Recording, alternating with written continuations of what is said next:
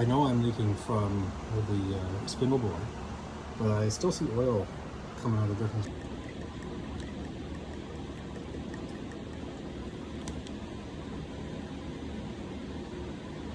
Look at that. So I'm leaking from here.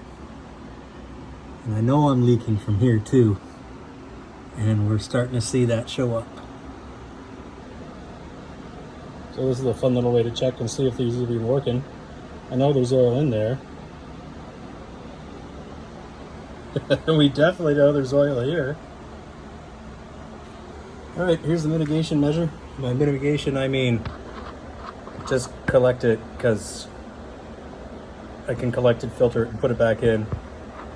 So a Listerine bottle is pretty much a perfect fit.